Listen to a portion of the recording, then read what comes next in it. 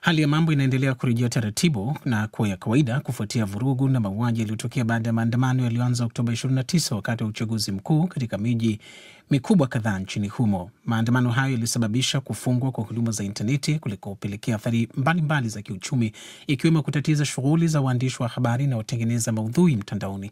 Akiwa makao makuu ya nchi hiyo Dodoma, mwandishi wetu Deukaji Makomba anaangazia athari na changamoto zilizowakumba waandishi wa habari na watengeneza maudhui mitandaoni kufuatia kufungwa kwa huduma intaneti.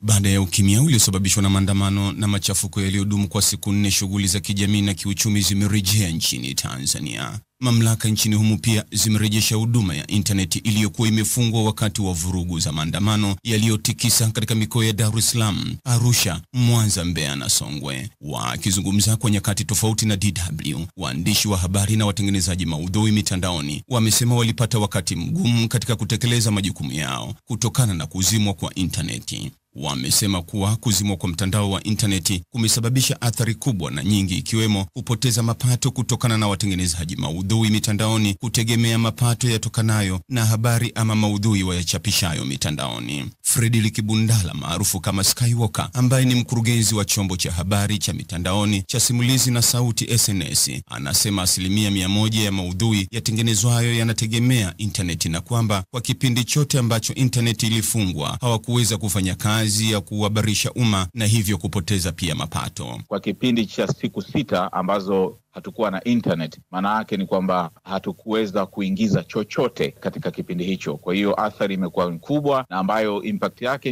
itaendelea kuwepo kwa sababu kuna wafanyakazi inabidi walipe mshahara. Kwa huu mwezi mwishoni kuanzia tarehe 29 mpaka mwanzoni hapa tarehe 2 mwezi huu wa 11, maana yake hatukuweza kuzalisha chochote. Kwa hiyo athari imekuwa kubwa sana. Kwa upande wake Juventus Mugendani, ambaye pia ni mwandishi wa habari na mtengenezaji wa maudhui mitandaoni jijini Dodoma, anasema changamoto kubwa ilikuwa ni kushindwa kupandisha maudhui kutokana na kufungwa kwa intaneti. Kwa niseme tu ni kushindwa kupandisha maudhui, lakini pia changamoto ilikuwa ni huduma za kifedha, sababu tunafahamu mtandao ndio kila kitu. Niseme tu kwamba hilo ni moja kati ya vitu ambavyo vilikuwa vinashindikana, kwa hiyo uweze kufanya muamala wa aina yoyote. Lakini pia naweza nikasema kwamba shughuli zote ambazo zilikuwa zinahusiana na masuala ya mtandao ilikuwa ni ngumu, lakini kwa sababu ilikuwa ni nchi nzima, basi tuweza kulipokea kwa sababu ni sababu ambazo ni kwa ajili ya usalama wote.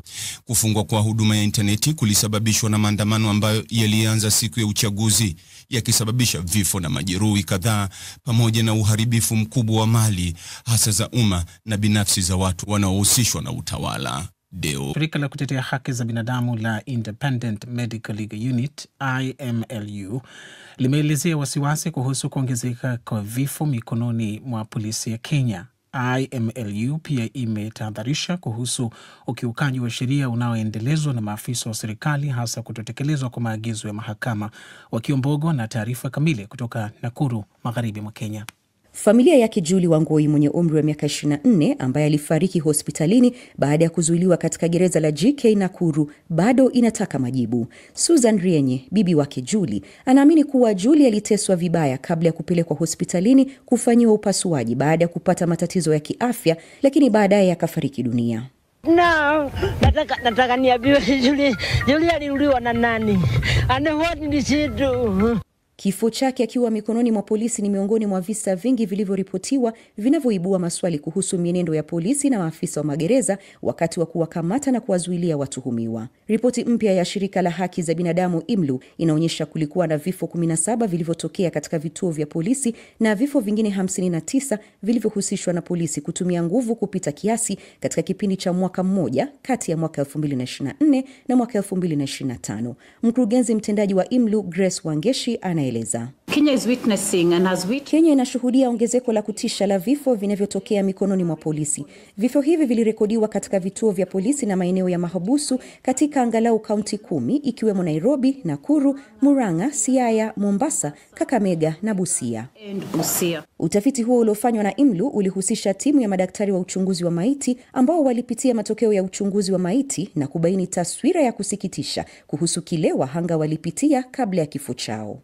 Causes of death range from Sababu za vifo zilihusisha kushindwa kwa moyo na mapafu kufanya kazi, majeraha mengi mwilini, kunyongwa na katika baadhi ya matukio dalili za kupanga kifo kuonekana kama kujiua. of suicide. Haya yanajiri wakati baraza la Seneti linajadili hoja ya kuwekwa kwa kamera za CCTV katika vituo vyote 1209 vya polisi nchini ndani ya miaka miwili ili kuzuia visa kama hivyo. Hoja hiyo iliyowasilishwa na seneta mteule Karen Nyamu inaitaka Wizara ya Usalama wa Ndani kuhakikisha kunakuwa na ufuatiliaji wa moja kwa moja na uhifadhi salama wa picha kwa ajili ya uchunguzi. Kufuatia malalamiko ya umma, sheria hiyo inapendekeza kutambua kama kosa la jinai mtu yeyote atakayeharibu mifumo ya CCTV na pia kuhifadhi kidijitali kumbukumbu za matukio yanayoripotiwa polisi. Ndani ya muda wa wiki 2 zilizopita, mamlaka ya uchunguzi wa utendaji kazi wa polisi IPOA imeanzisha uchunguzi kuhusu kifo cha mtuhumiwa wa uporaji ambaye inadaiwa alijiua akiwa rumande katika kituo cha polisi cha Kisumu Central wiki iliyopita, pamoja na tukio la kupigwa risasi kwa mwanafunzi mwenye umri wa miaka 22 na polisi katika kaunti ya Trans Nzoia.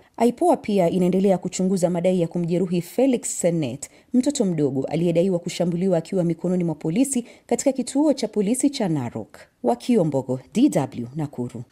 Kimbunga Kalmaegi kimepiga Vietnam baada ya uharibifu mkubwa nchini Ufilipino na kusababisha vifo vya watu wasiopungua 5 na kuharibu zaidi ya nyumba 2600. Haya yamesemwa leo na maafisa nchini humo. Zaidi ya watu nusu milioni walihamishwa kama hatua ya tahadhari, huku mkoa wa pwani wa Bin Adin kusini mwa nchi hiyo ukiwa miongoni mwa maeneo yaliyoathirika zaidi. Umeme umeripotiwa kukatika kwa kiasi kikubwa, miti king'olewa na safari nyingi za ndege kufutiliwa mbali. Huduma za reli pia zilitatizwa. Mamlaka zimewataka watu kusalia majumbani. Wataalamu wa hali ya hewa pia wameonya kuwekwa kwa mvua kubwa na uwezekano wa mafuriko katika siku zijazo. Kalmaegi ni kimbunga cha 13 kupiga nchi hiyo ya kusini mashariki mwa Asia mwaka huu. Kwa mujibu wa mamlaka ya kukabiliana na majanga Ufilipino, idadi ya waliofariki kutokana na kimbunga Kalmaegi katika siku za hivi karibuni imefikia watu 188. Unaendelea kusikiliza taarifa hii ya habari za ulimwengu kutoka DW mjini Bonn. Khartoum. Milipuko imesikika leo karibu na mji mkuu wa Sudan, Khartoum, unaodhibitiwa na jeshi, siku moja baada ya wapiganaji wa RSF kusema wamekubali pendekezo la usitishaji mapigano kwa sababu za kibinadamu. Mkazi mmoja wa Omdurman ameliambia shirika la habari la AFP kwa sharti la kutotajwa jina kwamba waliamshwa karibu saa 8 usiku kwa vishindo vya mlipuko karibu na kambi ya kijeshi ya Wadi Saidina. Mkazi mwingine anasema alisikia milio ya droni mwendo wa saa 10 alfajiri kabla mlipuko kusikika karibu na kituo cha umeme na kusababisha kukatika kwa nguvu za umeme katika eneo hilo. Hakukuwa na ripoti za haraka za majeruhi. Jeshi la serikali na RSF pia hazijatoa tamko kuhusu mashambulizi hayo. Wakati huo huo, muungano wa madaktari wa Sudan umesema kuwa RSF jana ilishambulia kwa makombora hospitali katika mji unaozingirwa wa Diling huko Kordofan kusini na kwa jeruhi watu kadhaa ambapo baadhi yao wako hali mahututi.